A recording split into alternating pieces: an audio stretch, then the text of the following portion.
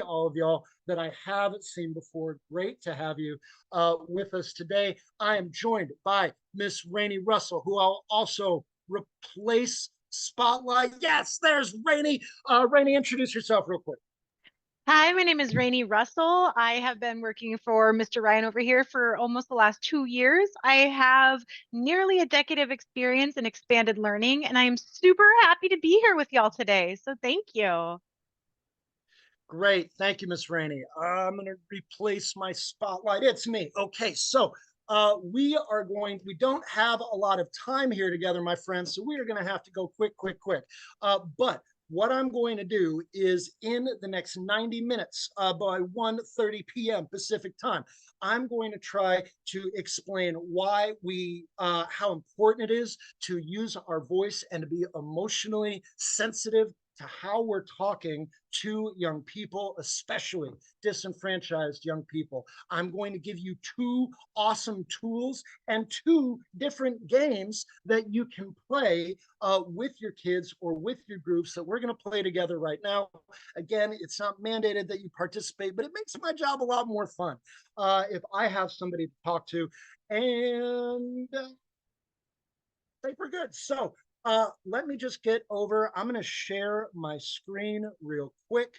I'm going to share my screen and we're going to talk a little bit about what restorative practices are. I'm going to give an intro. But yeah, let me just do that real quick. All right. So super briefly, share, share, share. And then this comes over here and I do Control L, I believe, and it goes full screen. Nice. Look at that. All right. So we're going to be managing learning environments with restorative practices and SMARTE agreements. If you have your phone, I'm going to show this at the end, but everything we're going to cover, you're going to get digitally for free right now, just because you're awesome for being here today. So if you can scan this, it will take you to our training material folder, and all the handouts that we're about to go through, you can just print them out and you can do them with your kids. So the fun games we're doing, the frameworks we're doing, you get it all. But what are we doing? So our job at the Global Kindness Initiative is to train and support organizational community leaders like yourselves to create direct, actionable, positive change. This is Miss Amanda Gorman. She is the United States Youth Poet Laureate right now, and she spoke at President Joe Biden's inauguration. She read a poem which had a line in it that I really liked. We will rise this wounded world into a wondrous one. So a big thing that I am a big believer in is that all people are hurt in various ways. Our kids are hurt, their families are hurt, their parents are hurt. There's an expression that I like to say, which is hurt people hurt people. That the ways we have been hurt ourselves is likely how we are to hurt someone else. And if we have a young person who's acting in a harmful or problematic way, it's probably because they've been hurt or they're modeling after people that have been hurt themselves. So how do we change the world, my friends? How do we create an environment which is less likely to hurt? And the answer is restorative practices. So what restorative practices are, I'm not going to go into a whole thing today, but just FYI, this training that we're giving you is part of a 15-hour boot camp.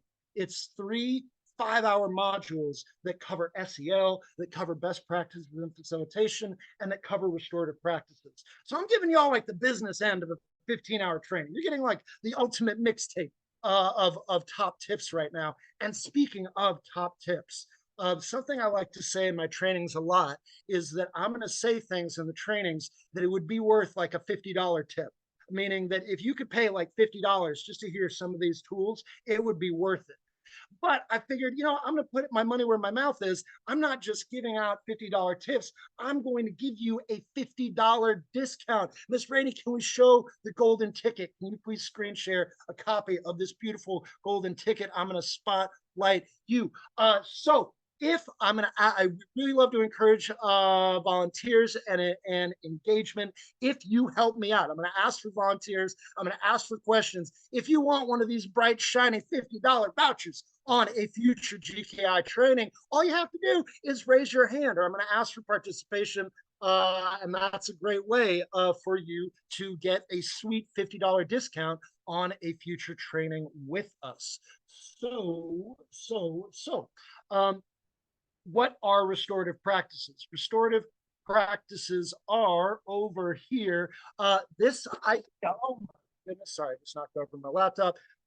This idea that the more we scream at kids, the more they get upset, the more they disengage.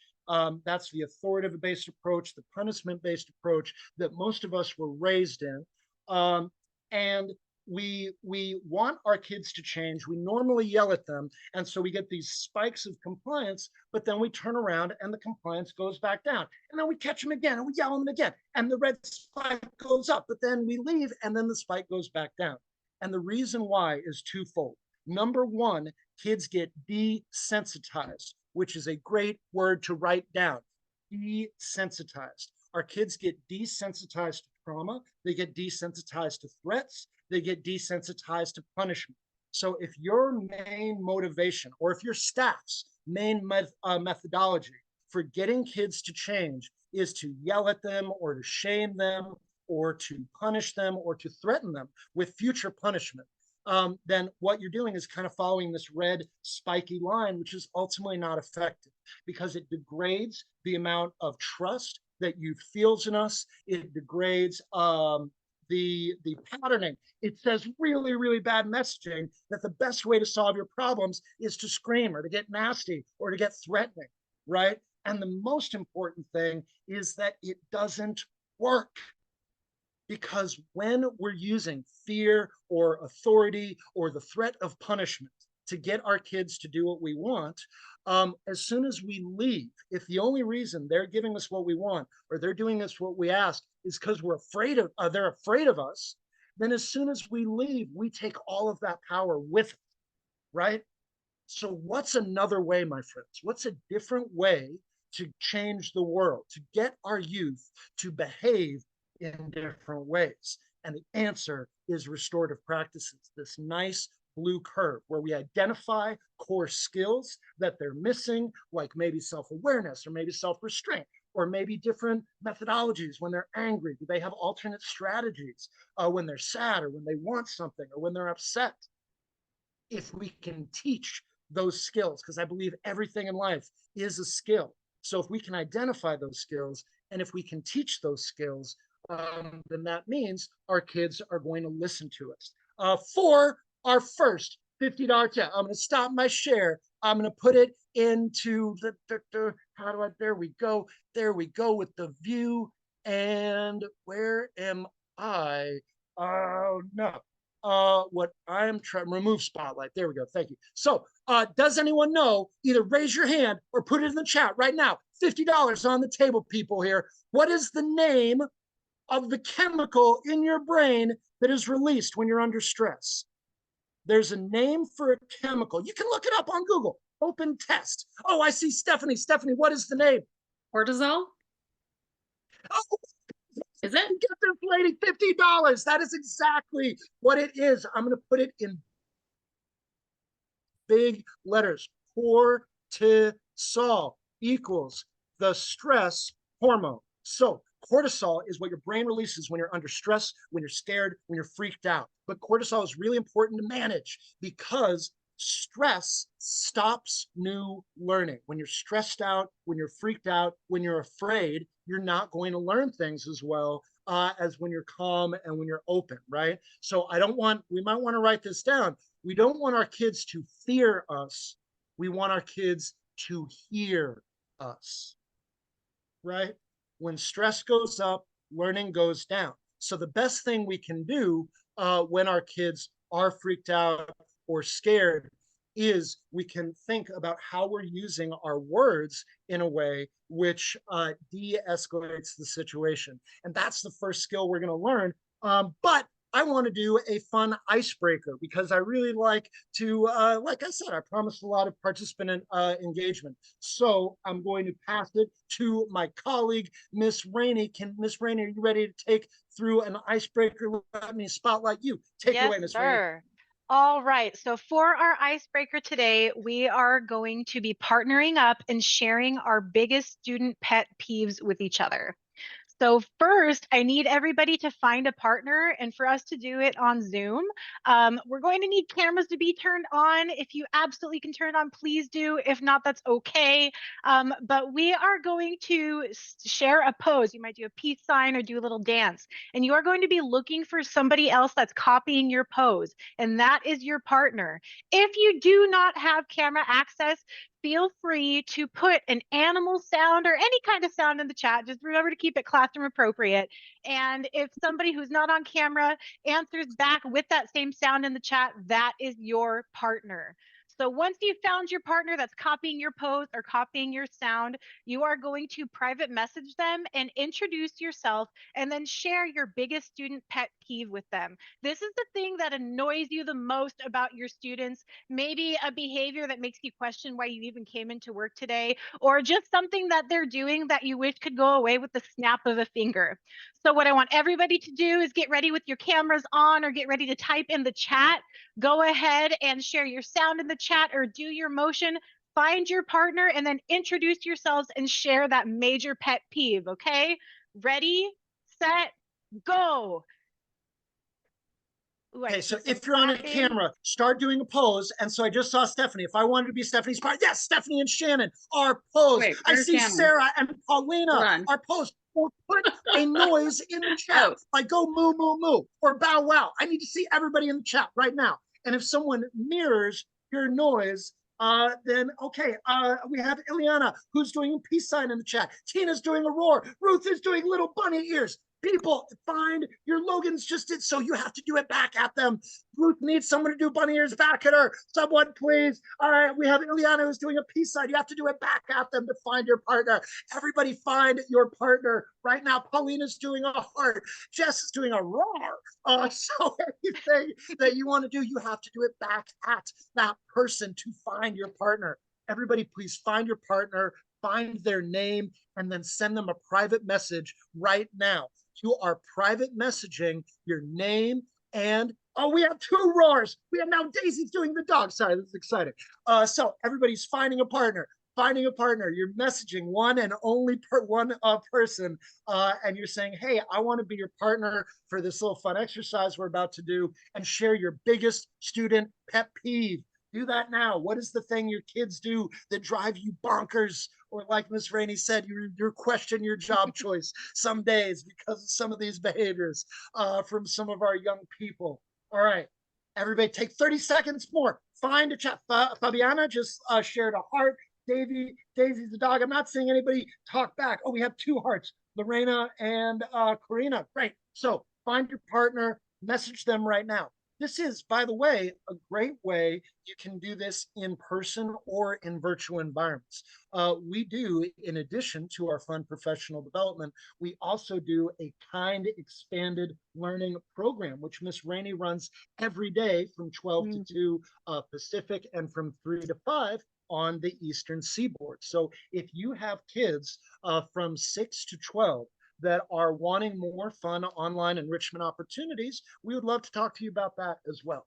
So, yeah, sorry, Miss Rainey, will you want to go ahead and get some folks to share out? We'll keep it off spotlight. Let's see. I'm just looking in the chat. I'm going to call somebody out. I would like to hear from Guadalupe Grijalva.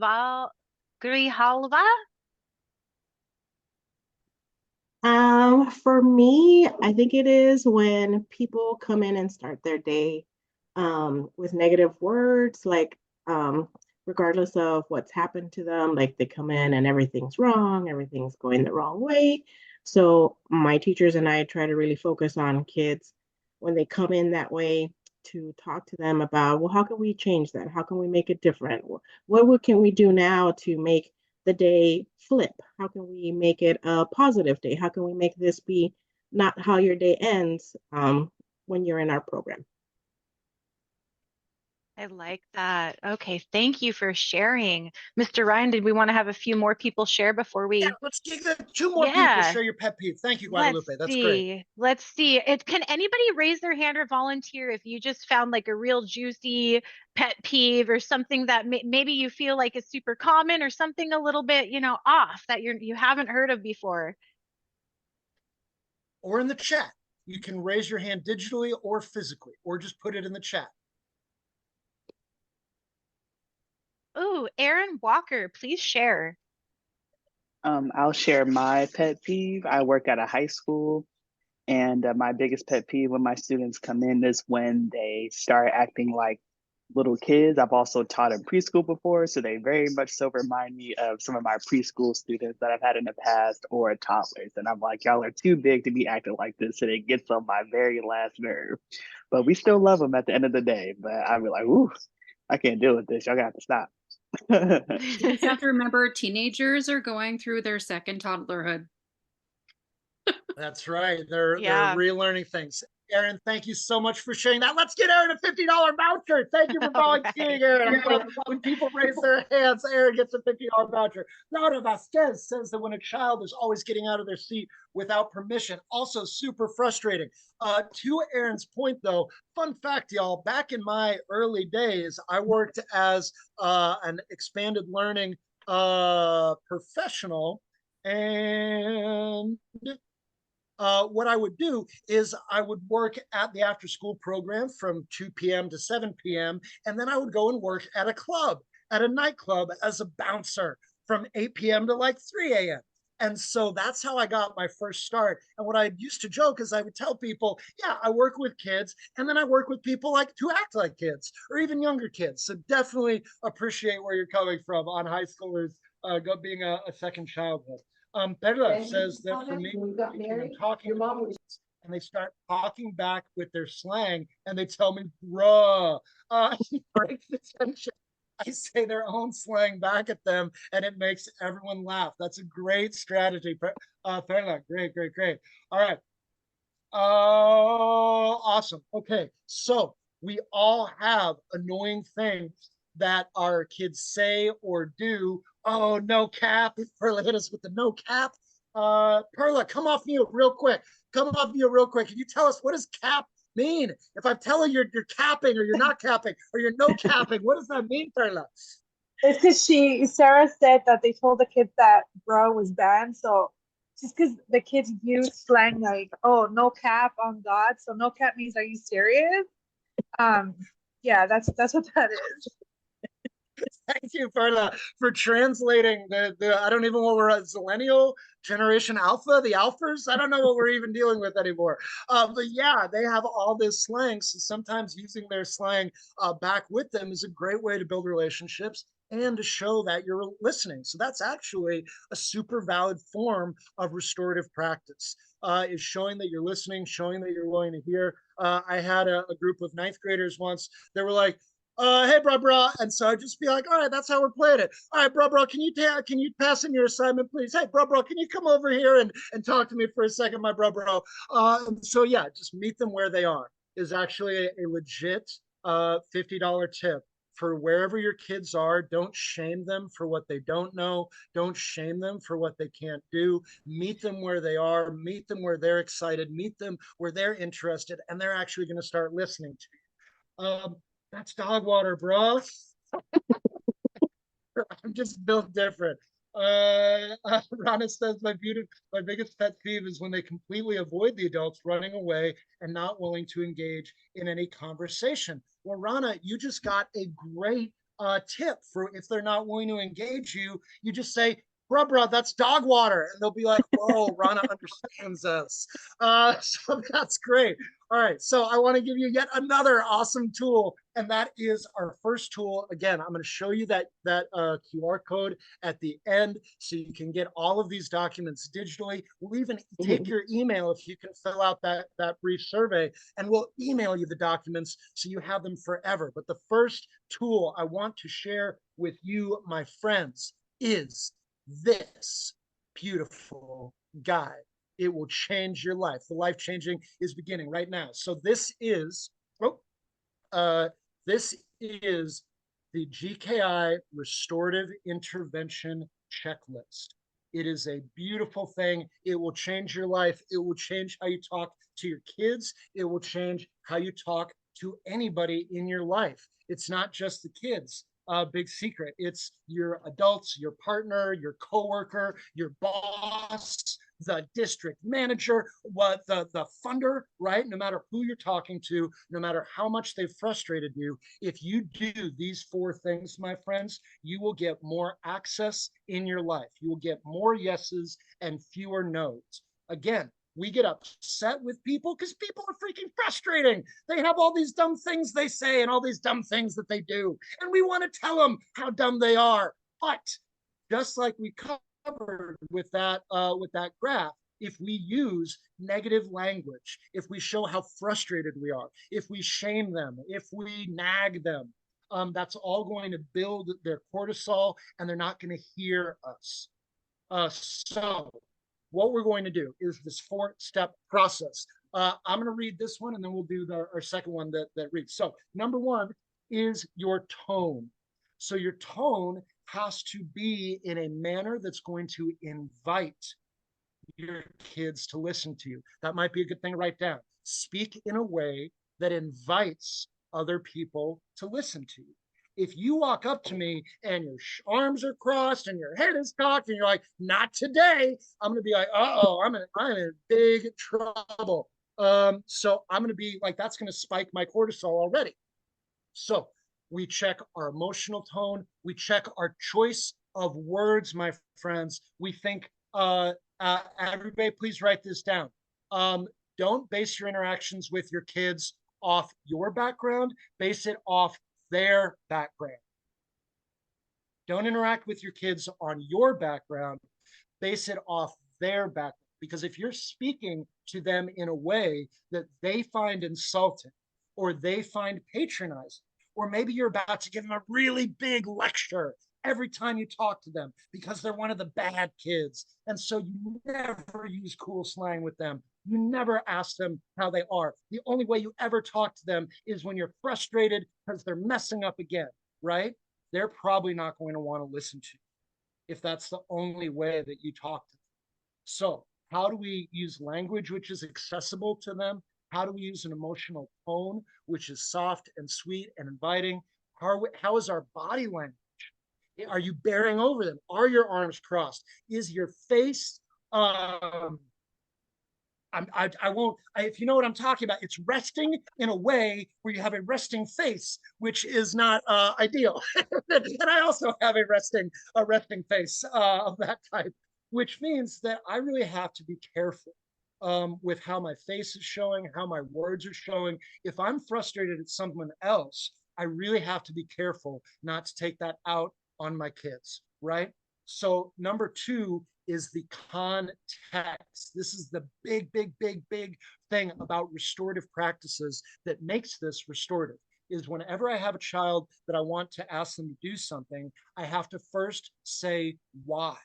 I talk with a little bit funny. I've been in California for half of my life now, but I grew up in Texas. I grew up in El Paso, and the vibe in Texas in the 80s when I grew up was, we do this. Well, why? Because I said so. Please don't do that, my friends. Please don't be like my 3rd grade teacher growing up in El Paso, who said, why? Because I said so. When I say jump, you say how high. Because all that's encouraging your kids is to blindly follow you, which I don't want, y'all. I don't want your kids blindly following you. I don't want your kids doing whatever you tell them to do just because you said so. Because maybe they will do that and then they'll start following people who are not a good model. They will get so used to just following whatever anybody tells them to do without thinking about it. They might do some really bad things. So from a very early age, even if you work with pre-K, we can start scaffolding or building their ability to think about what they're saying and why. So whenever we ask our kids to do something, first we check our tone. 2, we say why, or what's the reason why we're asking. So if I walk up to a kid who's out of his seat, I say, my dear friend, I have a theory that if you went to sit back in your seat, that your buddy Raphael would get his homework done faster. Would you like to test my theory with me, please? Can you please go? We're just for a test. We're just going to do a test for 5 minutes, and we're going to see if Raphael can finish 2 questions if you go sit down. Okay, can you do that with me? Thank you very much. So I'm explaining why. I'm not just saying, sit down right now. I'm tired of you out of your seat. I'm tired of you being disrespectful. I'm tired of you distracting the other students, right? Even though that's how I might feel, I remember that. I don't want my kids to fear me. I want them to hear me. I remember that cortisol, when stress goes up, learning goes down. And so I remember I cannot yell at this child right now, even though they're being frustrated. I have to use my words. And so I, number one, check my tone. Number two, I give the context for why it is important that you're doing what I'm about to ask you to do. Then I give the content. What is the thing I actually want you to do? And then I drill the skill. And that's what a restorative intervention looks like. So I see the kid out of their seat. I walk up and I say, hey, buddy, I think it might be better for some of the other kids if you could move over back to your seat. It might be a little bit better a learning environment for them to focus. Would that be cool? And they'd be like, okay, whatever, Mr. Ryan. And I'm like, awesome, dude. Can you show me how to do that real quick and then stay in your seat for 5 minutes? Can we do 5 minutes? All right, awesome. So what I just did was I made a SMARTE agreement there. And so the next superpower we're going to learn is how to do SMARTE agreements. But before I move on to that, I want to get a real live example, and I want to check some of the things in the chat. Rana says, lol, I'll try that. Rainey, thank you very much for tracking the notes.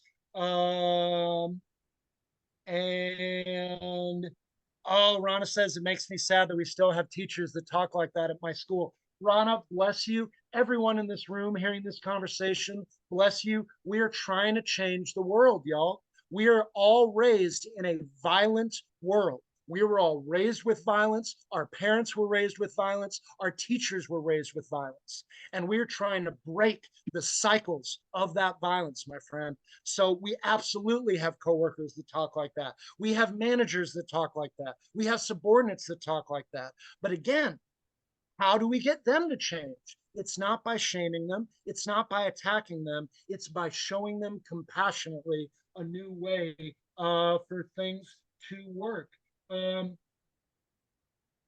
Yeah, we're not a machine. Thank you, Perla. Exactly. We have to treat each other with human compassion. So I want someone to volunteer right now and share a common problem that you have. And we're going to practice relanguaging that problem live together with our restorative intervention guide. Do I have a volunteer? First person to raise their hand or put a say in the chat. Raise your hand or say it in the chat. $50, people, $50 tip is on the table here, $50 voucher. Somebody who volunteers, just share a problem. One of the things that kids do that annoys you, just anything that an annoying thing, child that annoys you, any volunteer. I'm gonna pick on somebody in a second. Yelling randomly, thank you, Kiyomi. Thank you, Aaron. Thank you, Ileana. Okay, let's take Kiyomi's first. Kiyomi and Daisy, I see you raised your hand too. Not staying on task. Oh my gosh, Daisy, what was yours? Can you come off mute and share, please? For me, it was texting or being on the phone while you're talking to them. Okay, let's go with that because I think that sounds like a lot of us have this issue with kids being off track, and we ask them to do something and they get really, really hot, really defensive. They get insulting. They talk back. They use explicit language. I had a child say to me, a 6th grade young lady on her first day of program, F you and F this stupid effing program. And I said, you sound like a leader. Come on in. Why don't you tell me how I can make my program suck less? So that was an example of how I translated aggression and disrespect from a student into a conversation where she actually had a lot of ideas about how we could make the program or what was rubbing her the wrong way about being in the program, and the fact that I showed to fix that. So with Daisy, I believe it was Daisy's example, Let's just go through that. Daisy, I'm going to ask you to talk if you can keep yourself off mute. I'm going to Yeah. share my screen again. Here we go. Okay, Daisy. So I have a child. I have a child named, let's pick on Ruth. Ruth is a child in your program, and Ruth is on her phone. And so you're going to walk up to her. Maybe historically, you might have been like, not today, Ruth. Or Ruth, what are you thinking? Ruth has even got her phone out. Great acting skills, Ruth. Okay, so Daisy is now going to say, using restorative practices. So Daisy, we're going to check your tone and we're going to check your words and we're going to give the context. So what might Daisy say? Daisy, please feel free to answer this or anyone help her out in the chat. How is Daisy going to start this interaction? Ruth is there on her phone. It's homework time. She's supposed to be on track. Daisy's going to come up and start this restorative intervention. So what is Daisy going to say to start this conversation? Either put it in the chat or Daisy, do you have an idea? What I've usually done is just acknowledge that they're on their phone, not necessarily getting them in trouble. Like, oh, I see that you're on your phone. Is there anything interesting? Like, is there like a new trend? Like, trying to not be as awkward of staying on trends and staying up with the language. But like, oh, that sounds really cool. Or if that's not the case, are you like Googling something? Do you need help with something? Like, if there's something that I can help you with, just being mindful that I acknowledging that you're on the phone. And that could be potentially helping you with your homework assignment, or maybe that's a distraction, but being mindful, like, which of the two are you doing? So then I'm putting it back on. Okay, I want to give a big shout out, Daisy, already right there, because her tone, she said, I didn't assume that they're off track. I didn't assume they're evil. I didn't assume that they're a bad person. Maybe they were researching something. Maybe they had some family emergency. And I 100%, y'all, I have seen, because my whole thing is I'm kind of like the Green Beret teacher, meaning I go into a lot of really hard environments sometimes. Wait, I was spot. There we go. I go into really hard environments sometimes with really disenfranchised kids, and I don't judge them. I don't attack them. I even got told by one kid, for more slang, "Oh, you're the goat, Mr. Ryan," and I was like, "Yeah, what does that mean? I'm a goat? What are you telling me right now?" And they're like, "No, Mr. Ryan, it means you're the greatest of all time." And I was like, "Oh, buddy." I felt like I was so touched by that this young man had called me the GOAT.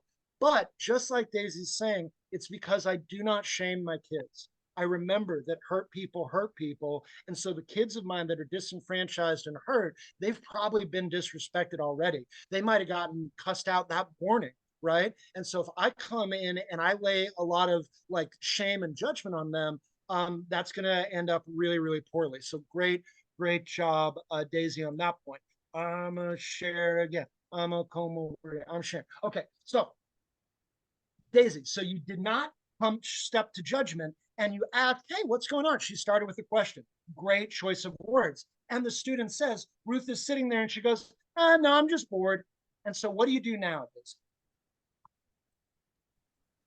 Well, if they're bored and they are kind of on their social medias, then I would probably like engage them and kind of interact and seeing if I could get like kind of like a hook to get them to do their homework. Like for example, I use it all the time that my sister, when I would help her back in the day, she loves makeup. So I would explain anything homework related using makeup products. Like for example, oh, pretend like this is the brushes, and then you have to clean them. Like when you do your makeup, you have to clean them. Like I think I was explaining the oil changes or like the cars. Like for your makeup, to not get acne, you clean your brushes at least every 2 weeks or at least every month. So for oil changes, you have to do the same thing every 3 months or so, or 5,000 miles depending on the car. And she's like, oh, okay, that makes sense because now she's like putting one and one together.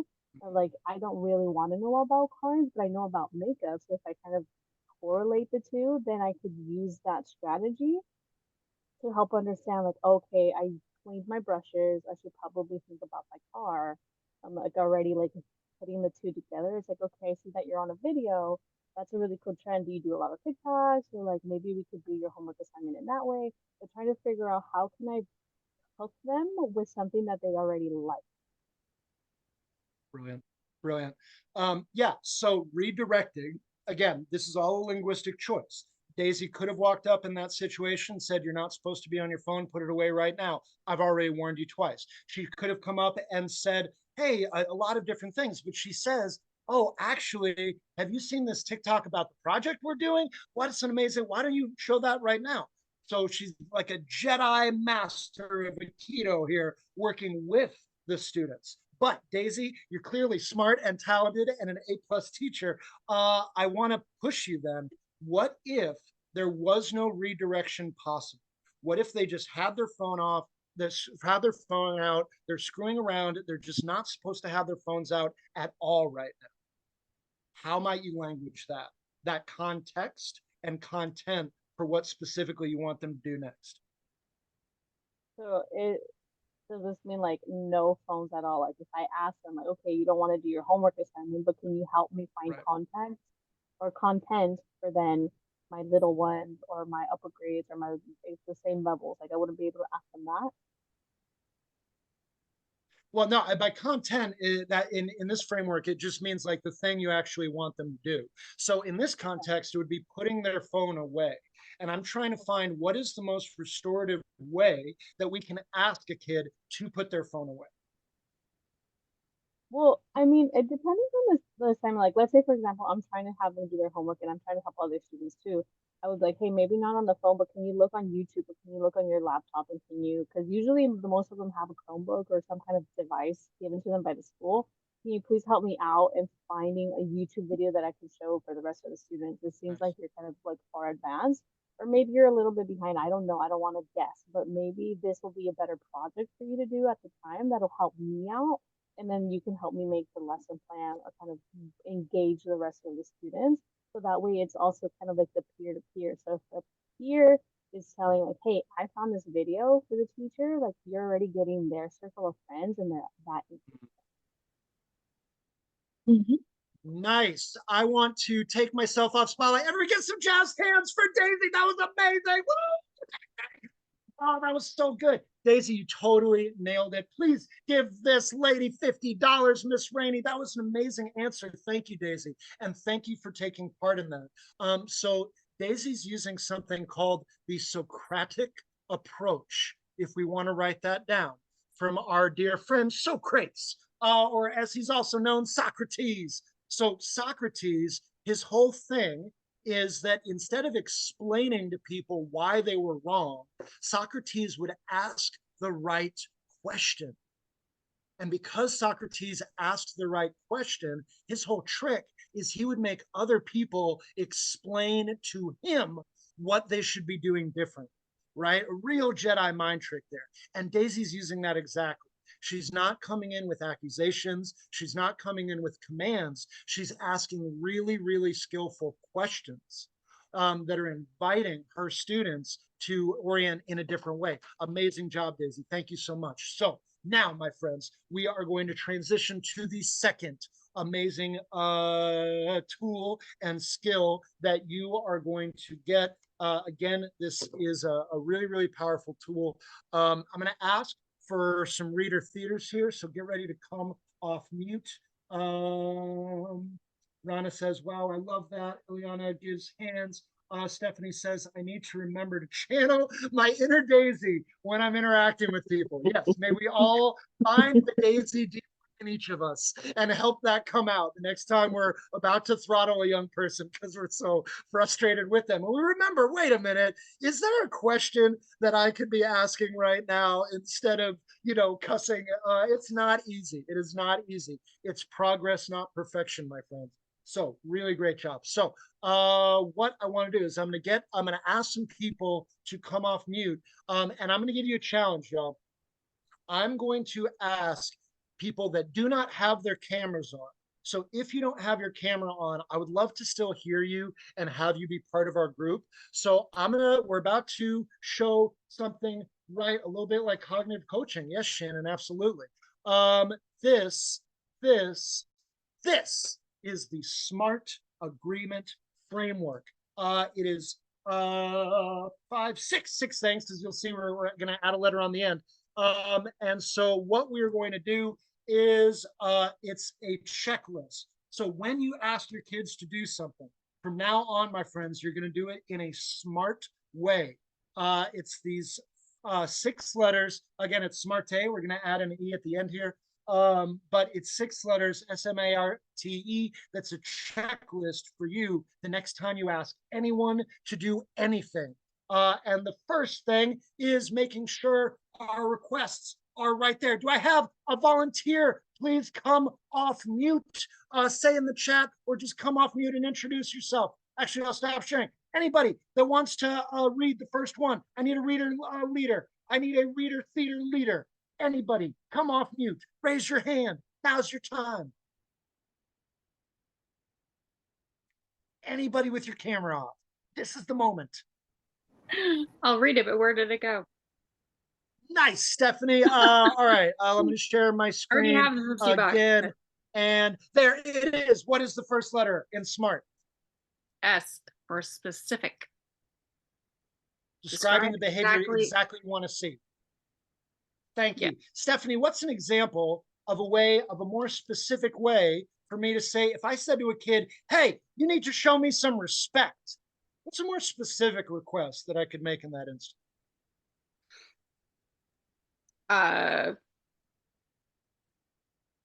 Just please use a quieter tone. Or I might say, hey, can you please lower your volume a little bit? Yeah. I would love to talk to you, but would you mind just bring it down a little bit, and then I'd love to hear what you have to say. So we have to remember that the kids do not speak our old people language. So you can't just tell a child, hey, settle down. Hey, quiet down. Hey, be more respectful, because they don't know what that means.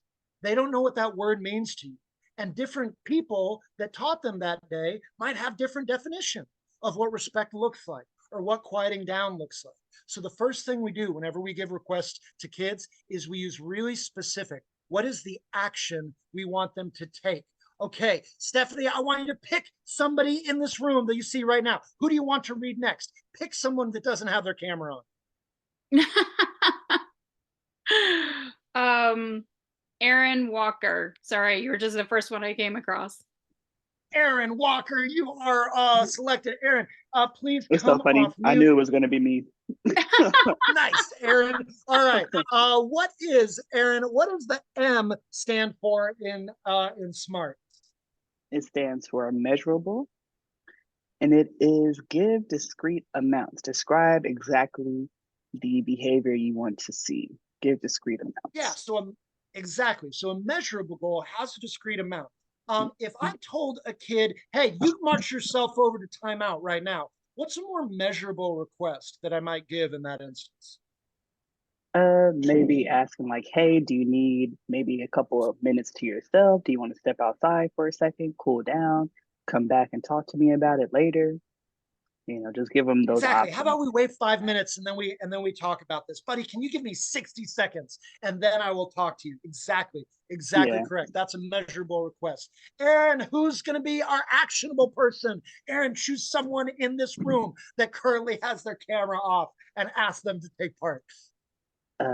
Justin Kemp. Justin Kemp. That's a great choice. Justin, are you around? I am here. Nice, sir. Okay. Can you please read for me, Justin? What is an actionable request mean? What does an actionable request mean? Or just go ahead and read A. Yeah. What A is A? is actionable. And what does that mean? Something you can physically do, right? So if I came to your kids and I said, hey, everybody settle down in here. Everybody settle down. Is that an action that they can take? I mean, it would be hard to understand exactly what that means. Exactly. What's an action that I might ask them to do that would be settling down? Take your seats. Exactly. And if we wanted to make it specific and measurable, I might say, hey, everybody, I see that I've got 14 kids out of their seats right now. Can everyone please get back to your chairs in the next 10 seconds? Go, right? That's a very actionable request. So if I just go into a room and start yelling, or I start saying, hey, be respectful, hey, quiet down, they're not going to know what action I want them to take.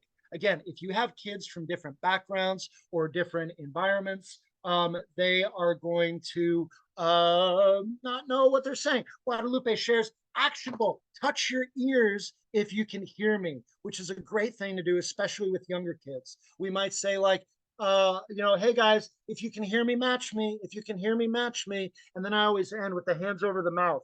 And I say, guys, if you can hear me, match me. And then all my kids do the speak no evil thing. So I do match me too. Pendeka says, yeah, great. We say ta ta titty ta. Sarah, how do I say ta ta titty ta? Ta ta ti ti ta. Ta ta titty ta. What does that mean, Sarah? When would I use ta ta titty ta? It's the same thing as all the others that you guys are mentioning. We'll either say ta ta ti ti ta, or we'll do, and it's like just a call and response thing. Yeah. Nice. Sarah, since I have you on the mic, why don't you go ahead and read? This is actually, y'all, I chose Sarah for this because this is the big one. This is the most important letter in this whole framework. Sarah, what does the R mean in the SMART framework? R means realistic. Is this a realistic expectation for this person at this time? So Sarah, here's the $1 million question. How do I know that what I'm asking a youth is actually realistic for them to do? If it's realistic, I'll usually ask them like, is this something you can do? And ask them like, just be honest with me if this is something you can do, or if it's not, is there something that's close to it that we can do? So like, I just try and work with them to figure out like the closest thing we can get to what I'm asking them to do. Ding, ding, ding, ding, ding. Give that's a $50 tip. Thank you, Sarah. That was amazing. Can you do that? Everybody write that down. Can you do that? Because here's what you do, y'all. What we do often is we walk in, we make a bunch of unreasonable demands, and then when kids don't follow those demands, whose fault is it, right? Who do we get upset at? You get upset at them, but it should be us. If I walk into your room and I say, hey, y'all, Mr. Ryan had a late night last night. I'm going to need to turn the lights off and have everybody be completely silent for the next 2 hours. Are your kids going to be able to do that request? No, they are not. That's an unrealistic request. Something else to remember is that Fabiana says, do a short time goal. Exactly. If I'm asking them to do something unrealistic and they start showing me that they cannot do it, then that means I need to change my expectations, or I need to change the way I'm languaging. Something else that's important about that, y'all, is that I work with a group called the Special Needs Inclusion Project, SNP. They're an organization in San Francisco, but they have a lot of great resources on their website. Something that they say is that every child is special needs. It just depends on the day. If I wake up and my mom screamed at me before I even got out of bed, my dad threw my lunch box at me, or like, messed up my hair, if a kid on the bus cussed me out and insulted my family, and then I get into your room, am I going to have needs that are different than yesterday? Absolutely. I'm going to have special needs today.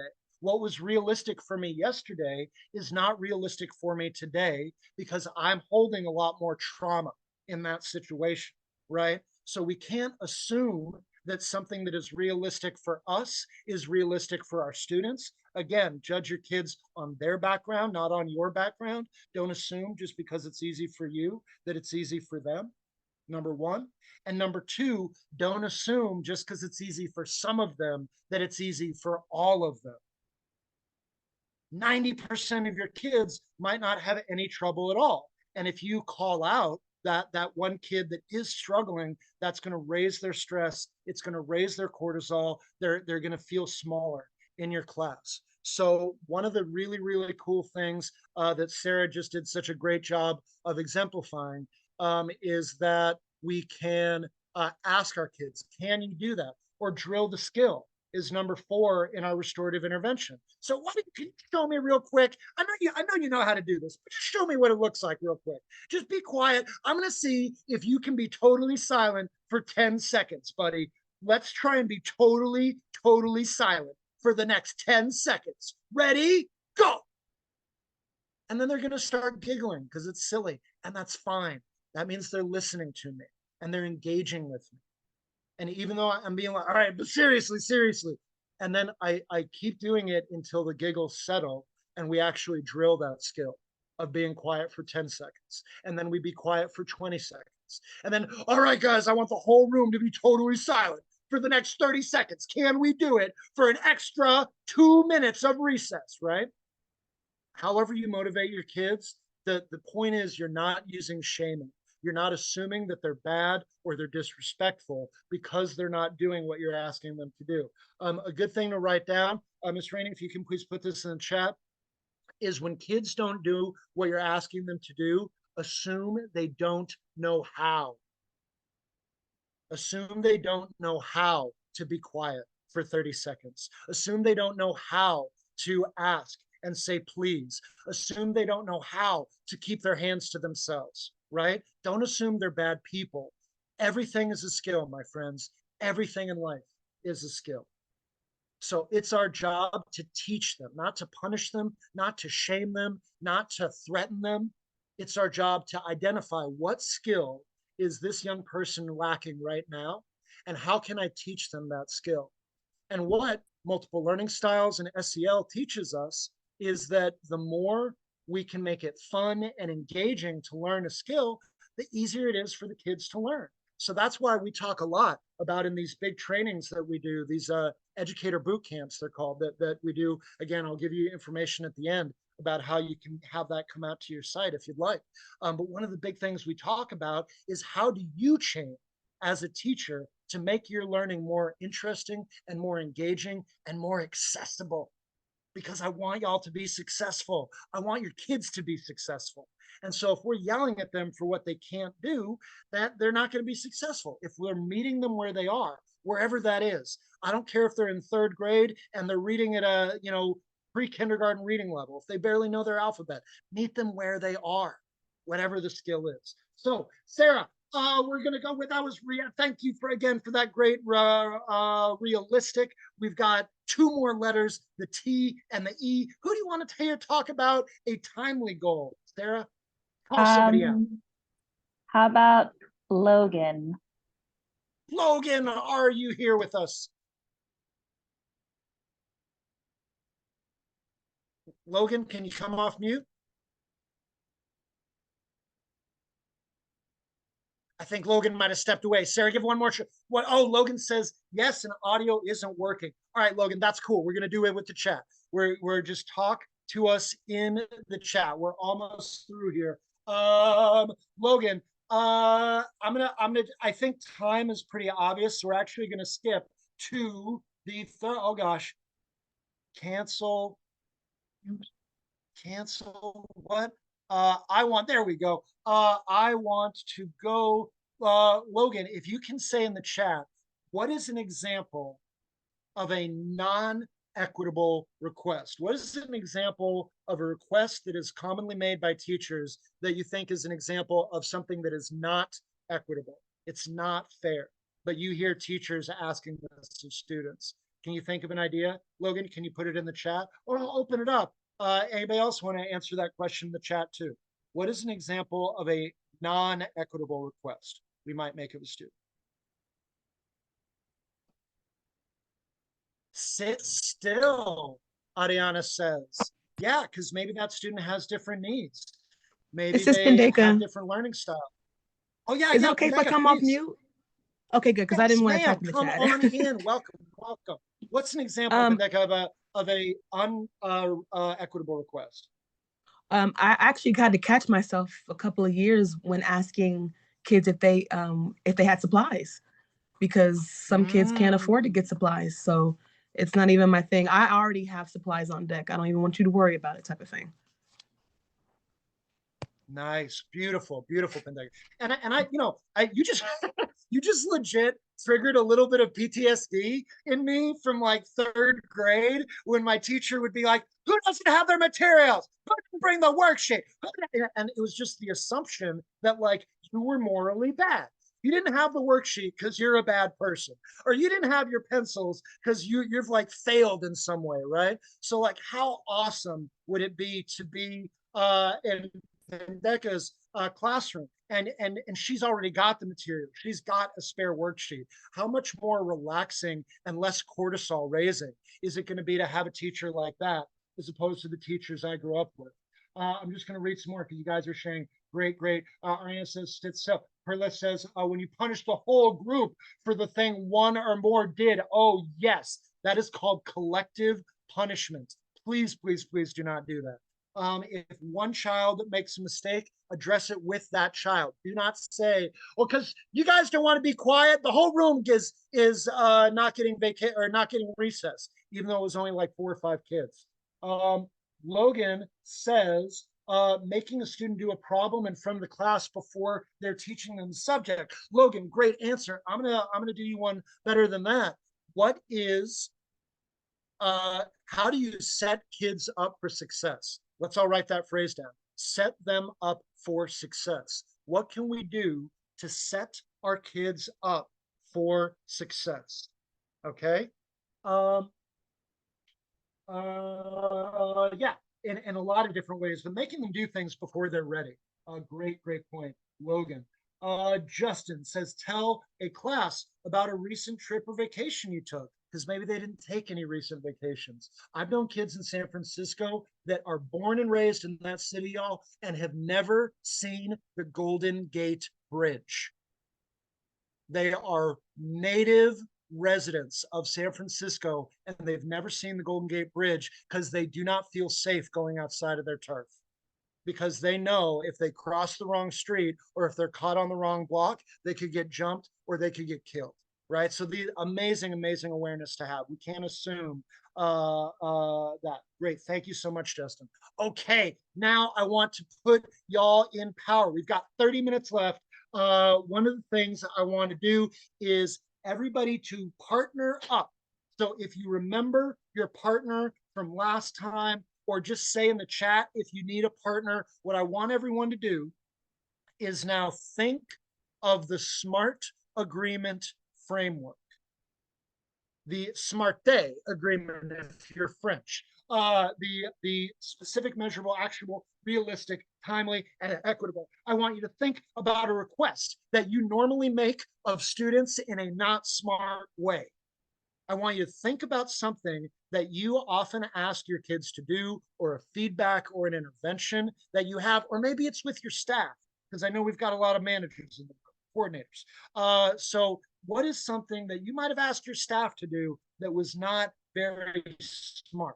Your job is to message your partner and to message them a new smart, smarty way of saying that request. So if I might normally say, hey, I'm tired of you being late, I might say, hey, buddy, I noticed that, we started the meeting at 9 o'clock.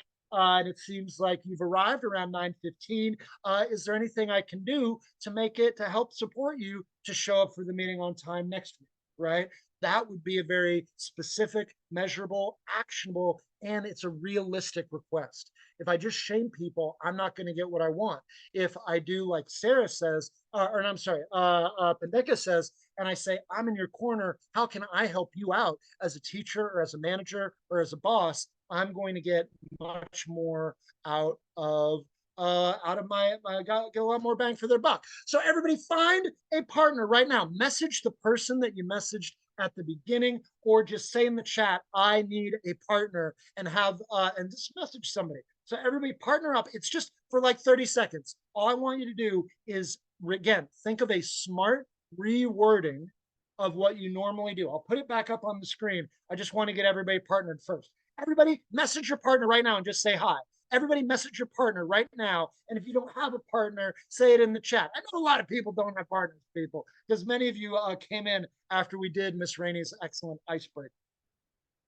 Or actually, let's just do it like this. So you don't have to have a partner. Just put in the chat a re-languaging of the SMART agreements. I'll put the SMART agreements back up right now. So everybody go ahead and put in the chat, think or message your partner, either way, think about a request or an intervention or a command that you normally give to your kids. And we're now going to re-language that in a new smarty way, in a more specific way, a more actionable way, a more realistic way. Or maybe we're going to take a page out of Daisy's book and we're going to ask a question instead of giving a command. So everybody, please do that now. Think of a common command that you give. Laura needs a partner, and I see that Shamia has loved that. So Shamia and Laura are partners. Anybody else who needs a partner, please say it in the chat. Or if you don't have a partner and you just want to share, I want to hear at least 5 different SMART requests.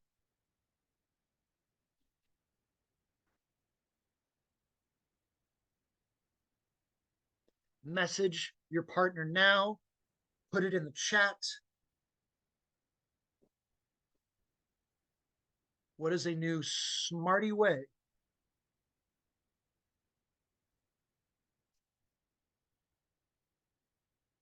Also, while you're typing, I'll just share that ask, don't tell is a really, really powerful thing. So asking instead of commanding.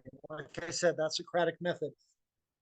Rana, you're the first person. Miss Rainey, can we please give Rana a $50 golden ticket discount? Rana says it's snack time. Please use your walking feet to line up in the next 39 seconds. Using a weird time like that might make kids listen to you a little bit more. How much is 39 seconds? So great job, Rana. That's a wonderful example of a SMART request that you might make of our kids. Let's see 4 more people, 4 more. Come off chat, or rather come, Rana said, I meant 30. 39 too, Rana. That's kind of like, oh, you guys have to be ready in 57 seconds. Well, now you're going to be wondering, how much is 57 seconds? Okay, I need 3 to 4 more in the chat, or does anyone want to come off mute? I can say mine, share yeah. your SMART? Yes, please. I told my partner that for my staff, thinking about my staff, I want to give them space to give examples of the task that I'm asking them for, instead of just assuming that they all know.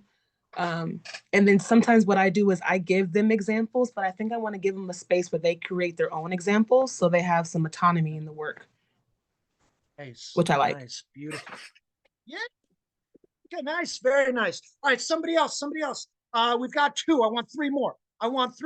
Guadalupe comes in and says, cleanup time, a countdown on the SMART board for students to finish cleaning up. So we give them some kind of visual way to know how much time they have. I would push Guadalupe, what is a more specific request you could make than just clean up?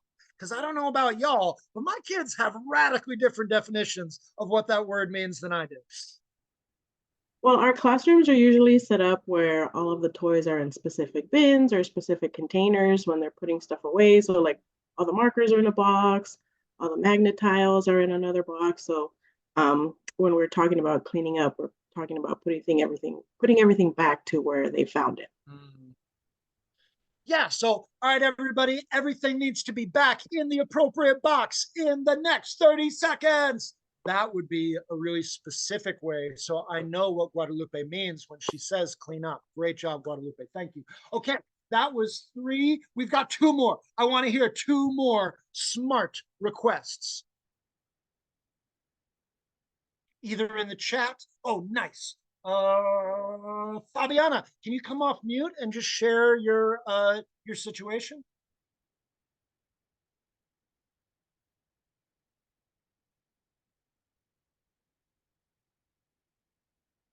Fabiana, do you have microphone access?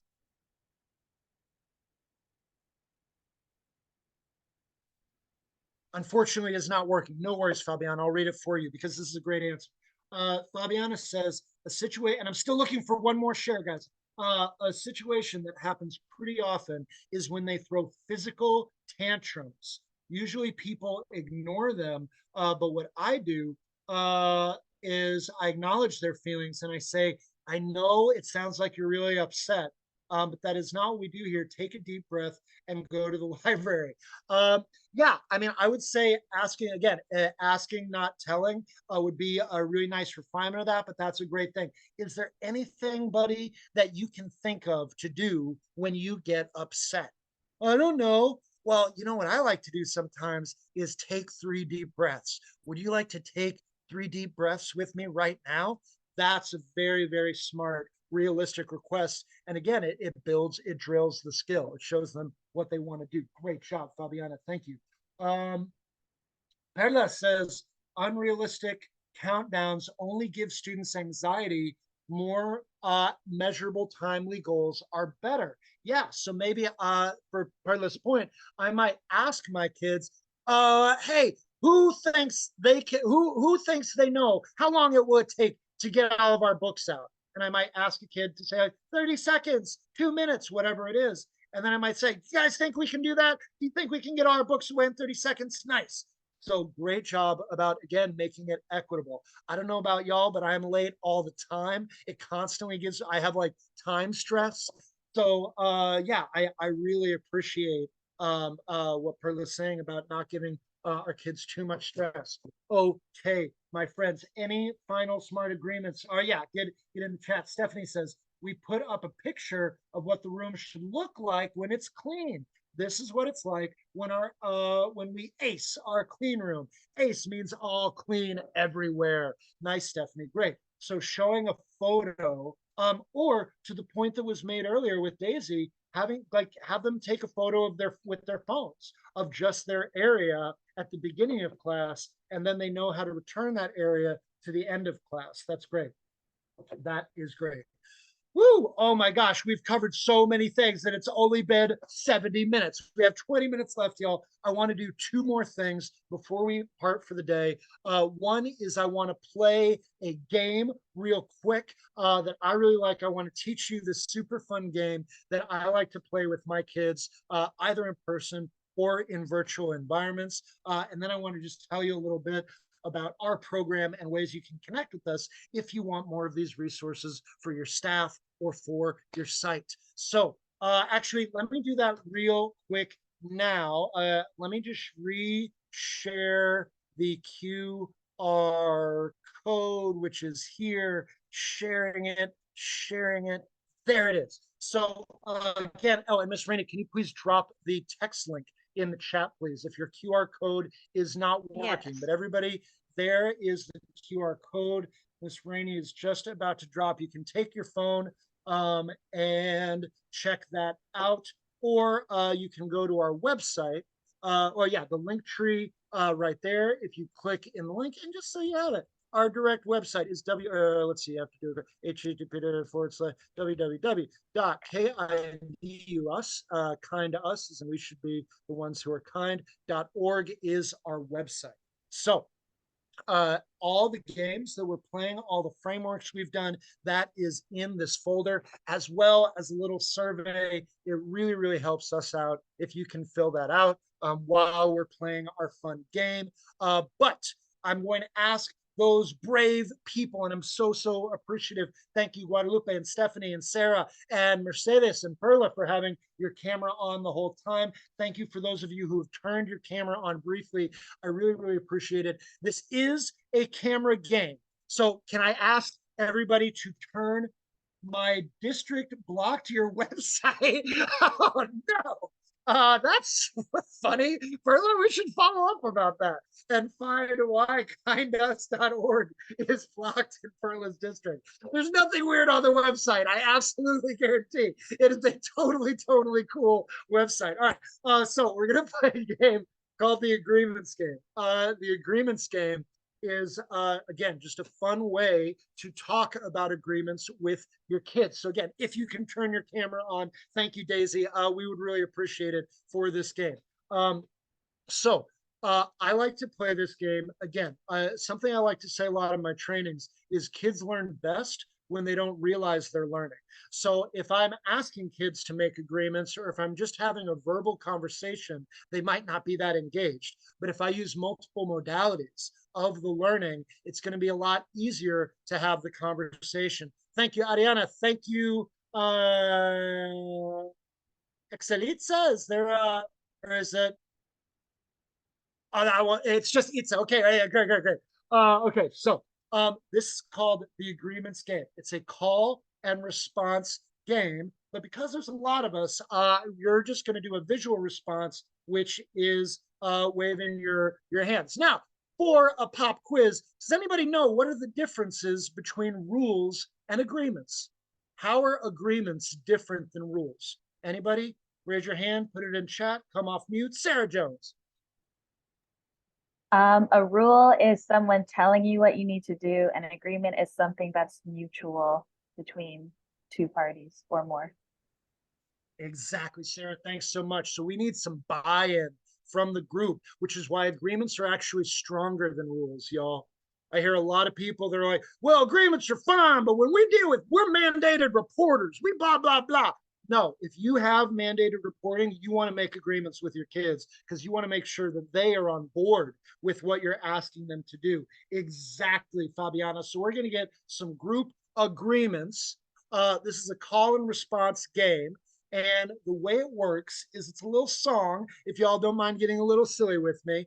And the call and response is I'm going to say something, and then y'all go, yeah, and give me a thumbs up on your camera, or you can do hands, or if you're in person, you want to channel like your inner Little John, like a yeah, one of those. That's all good too. So what we're going to do is I'm going to say a statement, and whenever I say the statement, you show me that you're agreeing with it by giving me a thumbs up or giving me some jazz hands. You don't have to come off mute. All right. Do you understand? Give me the thumbs up if you understand. I need thumbs, people. Show me thumbs. Show me thumbs. Show me thumbs. Thank you. Again, this is a fun time to come on camera if you feel like it. All right.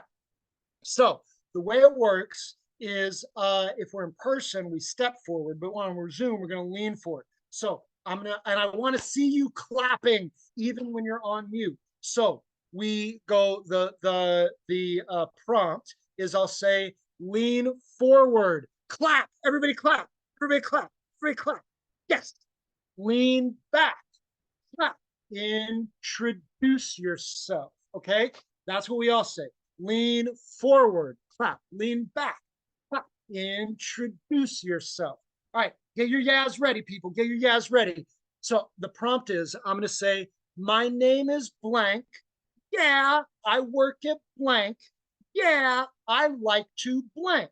And you say, I like to move. This is how I move. And then we all match the motion that you are doing on your camera, right? So just as an example, we'll do it really, really slow. Lean forward, lean back, introduce yourself. My name is Ryan. Yeah. My name is Ryan. Yeah.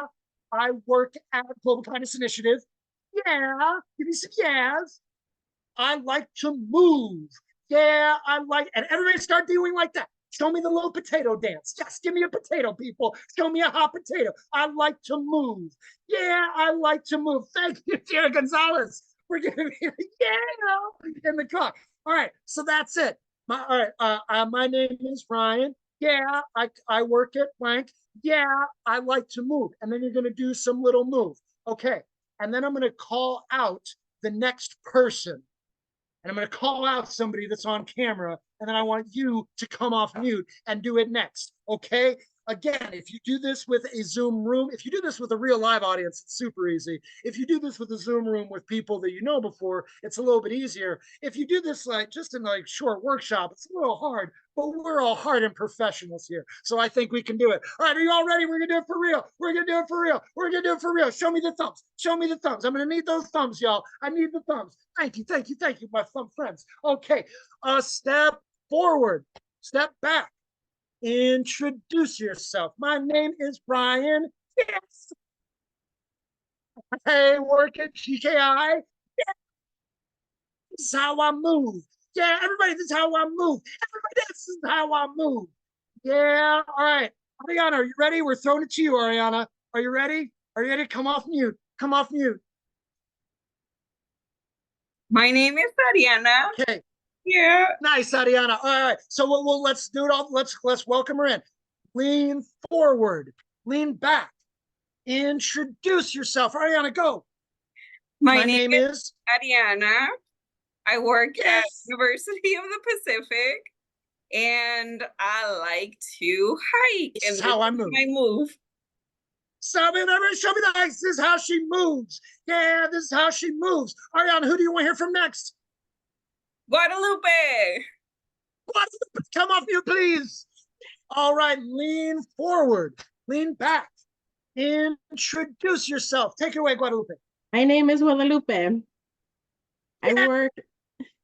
I work in El Segundo. I like to read. This is how I move.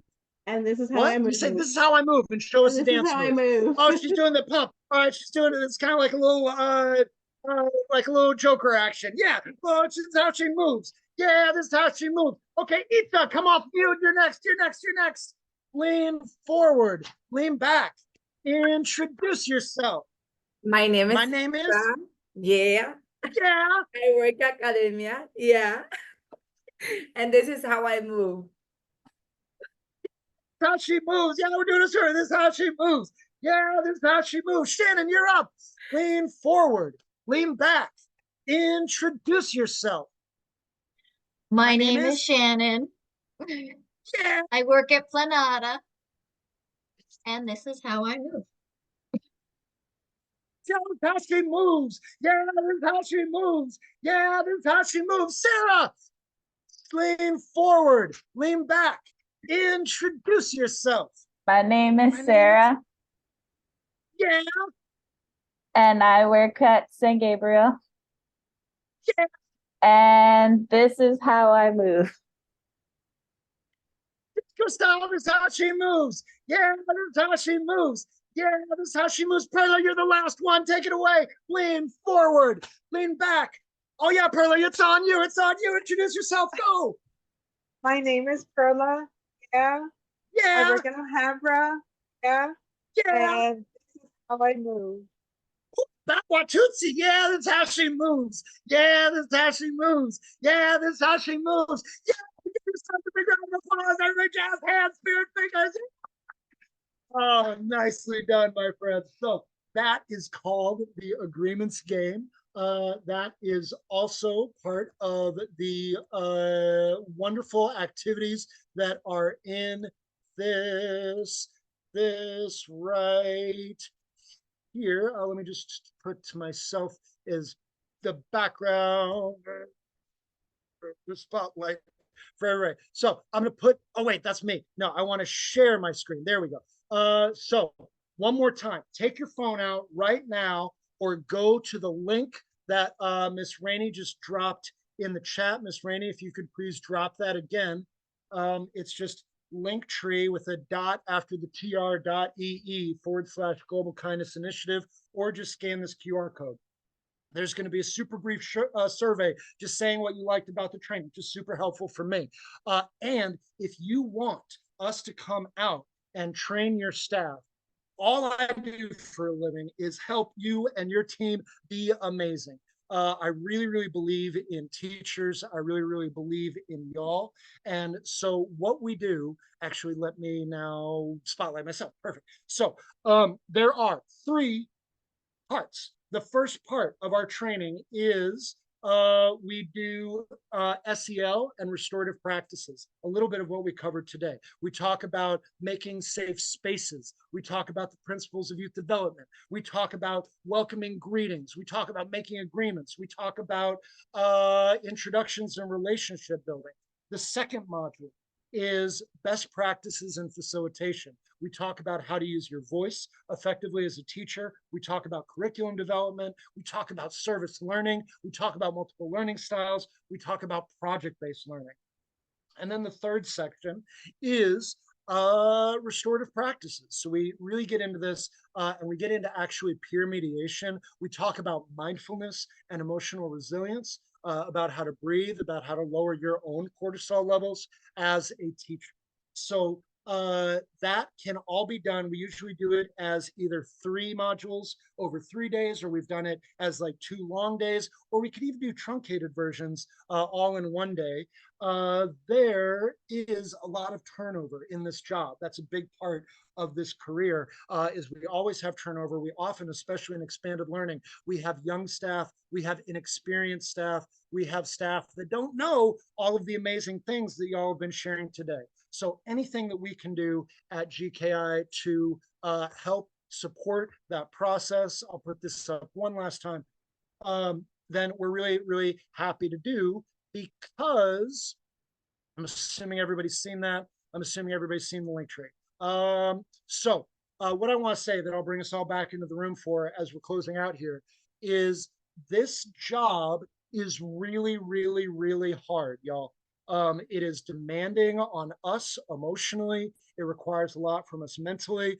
We've been doing it for a long time. A lot of our staff, it's kind of like when you're driving a car, it's really hard if you're driving a stick shift. You just have to figure out how to make the car work before you can decide where you want to go. That's how a lot of our young staff are, right? They're just learning, how do you keep the kids' hair from not spontaneously catching on fire? How do you manage schedules? How do you, much less thinking about all these upper level restorative practices. So the idea of this training is to give them the skills that they need in a really fun way, in a really directly implementable way. So if you'd like to reach out, please do. Again, my email, I'll just put that in the chat, is ryan@kindus.org. If you would like us to come out and work with your staff, it would be our pleasure to. We try and have really affordable rates. I'm always interested in getting this out the door to as many people as possible, because I believe that y'all are literally changing the world.